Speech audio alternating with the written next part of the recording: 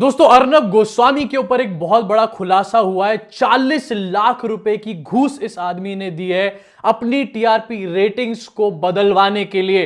और अगर इस खुलासे के बाद आज अर्नब गोस्वामी को जेल नहीं होती ना, तो बड़े सवाल खड़े होने वाले हैं नरेंद्र मोदी सरकार के ऊपर। तो क्या है ये पूरा खुलासा, इसके बड़े छोटे सारी डिटेल्स आपको बताने वाला हूं इस वीडियो के अंदर। लेकिन दोस्तों, इस खबर को जानने से पहले मैं चाहता हूं कि आप नीचे दिए हुए लाइक बटन को बुरी तरीके से ठोक डालें और अपना पूरा योगदान दें इस लड़ाई में जो कि गोदी मीडिया के खिलाफ है।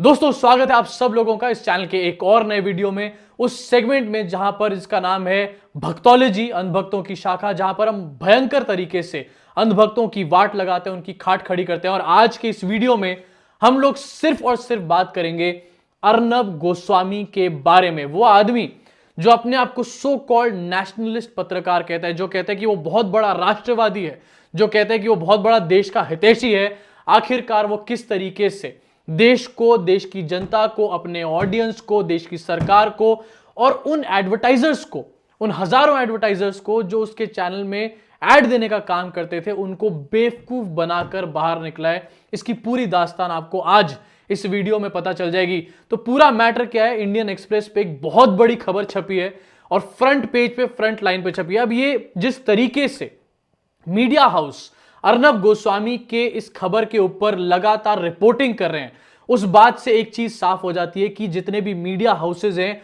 वो अर्नब गोस्वामी से भयंकर तरीके से सुलगे पड़े हैं।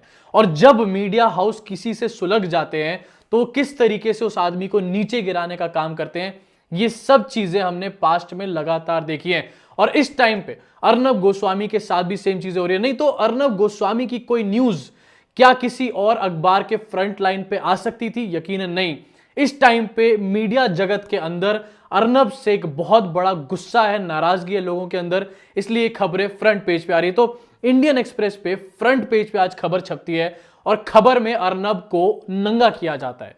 पार्थो गुप्ता का एक स्टेटमेंट पूरी तरीके से उसको एक्सपोज किया जाता है, जहां पर पार्थो गुप्ता खुद कबूला है उन्होंने इस बात को कि 40 लाख रुपए की घूस अर्नब गोस्वामी ने पार्थो गुप्ता को दी थी। और पार्थो गुप्ता जो है वो अर्नब गोस्वामी के रिपब्लिक भारत के लिए, वो चैनल जो बहुत बड़ा राष्ट्रवादी चैनल है, उसकी टीआरपीज का फर्जीवाड़ा करने का काम करते थे, टीआरपीज की फिक्सिंग करने का काम करते थे। अगर ये सब खबरें सुनने के बाद भी आज, जैसे कि मैंने शुरुआत में कहा, अर्नब गोस्वामी को जेल नहीं होती है, तो आज आप ये बात क्लियरली समझ जाना कि मोदी, और मैं डायरेक्टली इसलिए नाम ले रहा हूं मोदी का क्योंकि वो देश के प्रधानमंत्री हैं, उनको इसमें इंटरवीन करना चाहिए कि मोदी खुद इस सारे के सारे फर्जीवाड़े में और पूरे स्कैम में फंसे हुए हैं। स्कैम 1992 हमने सीरीज देखी और एंजॉय भी करी, लेकिन ये है स्कैम 2020। और ये स्कैम जो है मुझे लगता है किसी भी और स्कैम से बहुत बड़ा है। अभी इस स्कैम की छोटी चीजें सामने आई हैं,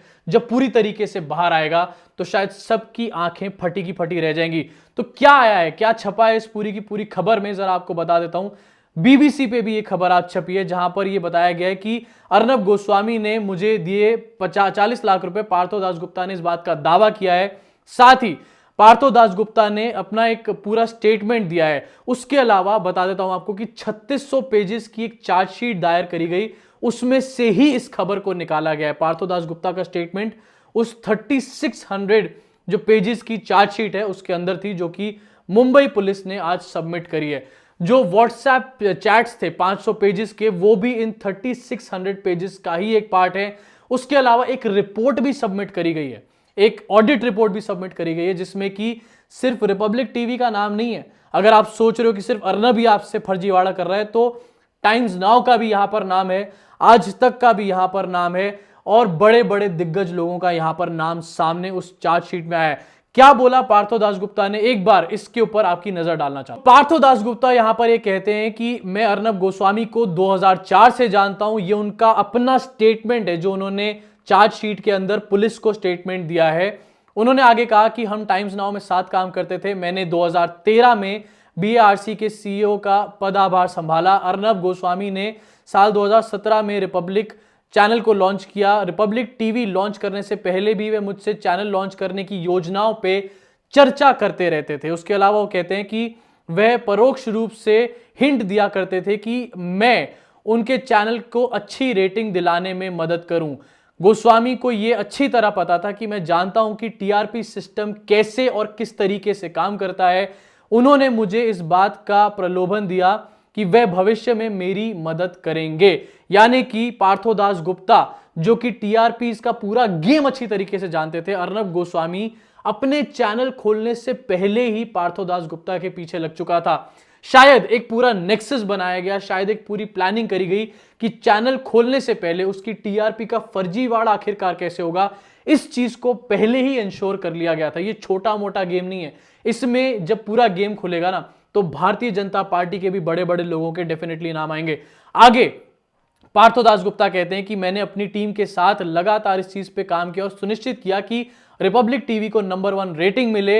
ये 2017 से 2019 तक पूरी बात जो है चली। इस दौरान 2017 में अर्नब गोस्वामी जो है लोअर परेल स्थित सेंट रेजिस होटल में मुझसे व्यक्तिगत रूप से मिले और मुझे मिलकर मेरे ट्रिप के लिए, स्विट्जरलैंड की ट्रिप के लिए 6000 अमेरिकी डॉलर दिए। इसके बाद 2019 में वो दोबारा मिले, जहां पर उन्होंने एक और ट्रिप के लिए पार्थोदास गुप्ता को फिर से 6000 डॉलर दिए। वहीं साथ पार्थोदास गुप्ता ने बताया कि 2017 में अर्नब गोस्वामी उनसे एक बार होटल में मिले, जहां पर 20 लाख रुपए अर्नब गोस्वामी ने पार्थोदास गुप्ता को देने का काम किया। 2018 और 2019 में भी मुलाकात हुई, जहां 10-10 लाख रुपए फिर से अर्नब गोस्वामी ने पार्थोदास गुप्ता को दिए। टीआरपी फिक्सिंग के लिए यह आदमी पैसे बांट रहा था। राष्ट्रभक्ति, देशभक्ति का गाना आपके सामने चैनल पे गाता था और पीछे से जाके अपनी रेटिंग का फर्जीवाड़ा, एक भ्रष्टाचार फैलाने का देश में काम कर रहा था। क्या इस आदमी को जेल होनी चाहिए कि नहीं होनी चाहिए? जरा कमेंट सेक्शन में एक बार कमेंट करके बताइए। तो यह था पार्थोदास गुप्ता का वो बयान जो कि इंडियन एक्सप्रेस अखबार में छपा है, बीबीसी में भी छपा है, और जहां पर पार्थोदास गुप्ता ने अर्नब गोस्वामी को सीधा सीधा नंगा करके रख दिया है। अगर इसके बावजूद भी अर्नब को जेल नहीं होती ना, तो बड़े सवाल, जैसे कि मैं बार बार बोल रहा हूं, खड़े हो जाएंगे कि आखिरकार ये सारा जो सिस्टम है, क्या ये सिर्फ गरीबों के लिए ही जस्टिस सिस्टम है? अमीरों के लिए जस्टिस सिस्टम कहां पर है? कब अमीरों को सजा किस टाइम पे दी जाती है? क्या सारी जो पनिशमेंट्स हैं वो गरीबों के लिए हमारे देश में? पार्थोदास गुप्ता के जो वकील हैं वो ये कह रहे हैं कि ये बयान उनका असली बयान नहीं है, उनको प्रेशर डाल के ये बयान दिलवाया गया है। तो मैं भी इस बात को यहां पर बोल देना चाहता हूं कि हां, शायद ये पार्थोदास गुप्ता का 100% असली ऑथेंटिक बयान नहीं है, क्योंकि पार्थोदास गुप्ता यहां पर अभी भी कोई ना कोई झूठ बोल रहे हैं, कोई अभी भी गुंडी घुमा रहे हैं। क्योंकि पार्थोदास गुप्ता की जो सैलरी है ना, सोर्सेज से मुझे पता चला है कि 4 करोड़ से भी ऊपर पार्थोदास गुप्ता की एक पूरे साल की सैलरी थी। साथ ही एक महंगी लग्जरी मर्सिडीज गाड़ी वो चलाते थे। उसके अलावा उनको और भी कई पर्क्स मिलते थे। क्या ऐसा आदमी साल के मात्र 15 लाख रुपए पे इस तरीके से इतना बड़ा फर्जीवाड़ा करने के लिए तैयार होगा? यकीनन नहीं होगा। जो अमाउंट है यहां पे, जो 40 लाख का बताया जा रहा है, मुझे लगता है कि वो अमाउंट यकीनन करोड़ों में होगा। और सामने वो अमाउंट जब निकल कर आएगा तो आपकी और मेरी आंखें फिर से एक बार फटी की फटी रह जाएंगी। फिगर 40 लाख बताने का शायद इसलिए काम करा जा रहा है क्योंकि अगर बड़ी फिगर बताई गई तो और भी बहुत सारे केसेस पार्थोदास गुप्ता के ऊपर अपने आप शुरुआत हो जाएगी उनकी, और उससे निकलने में उनको एक और जंजाल हो जाएगा। दोस्तों, यहां पर बात 40 लाख की नहीं है, 40 रुपए या फिर 40,000 रुपए भी अगर यहां पर होते तो आज सबसे बड़ा पूछा जाने वाला सवाल यह, और डायरेक्टली हमारे देश के प्रधानमंत्री मोदी से सवाल पूछा जाना चाहिए कि क्या अर्नब गोस्वामी को इस टाइम पे जेल की सलाखों के पीछे नहीं होना चाहिए?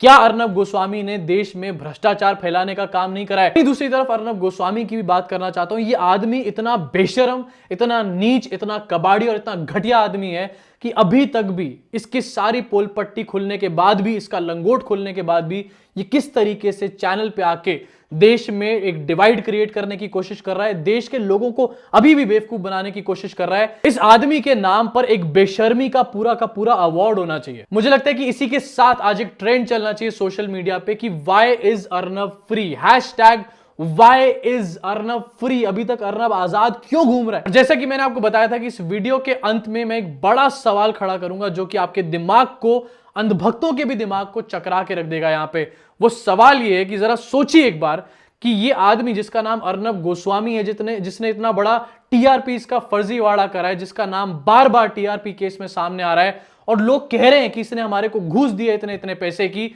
अगर ये आदमी का नाम अर्नब गोस्वामी ना होके अर्नब खान होता, अभी भी क्या ये आदमी अभी तक खुला घूम रहा होता और शो चलाने का काम कर रहा होता? या फिर इस सवाल को आप ऐसे भी देख सकते हैं कि इमेजिन करिए कि यही आदमी जो है अर्नब गोस्वामी ना होता, कोई और पत्रकार होता जो कि मोदी सरकार से लगातार पिछले 6 सालों से सवाल पूछ रहा है, तो क्या उसकी तरफ भी अभी तक सेम रवैया अपनाने का काम करती भारतीय जनता पार्टी और उसके पेट टट्टू अंधभक्त? आप इन दो सवालों का जवाब अपने आप से पूछिए, अपने आसपास के लोगों से पूछिए और उसके बाद जरा एक निष्पक्ष तरीके से यहां पर अपनी आवाज को उठाने का काम करिए। कल 26 जनवरी है, यानी कि ट्रैक्टर मार्च किसानों का, और दूसरी तरफ हमारे देश में जो है दिल्ली में परेड भी चल रही होगी 26 जनवरी की।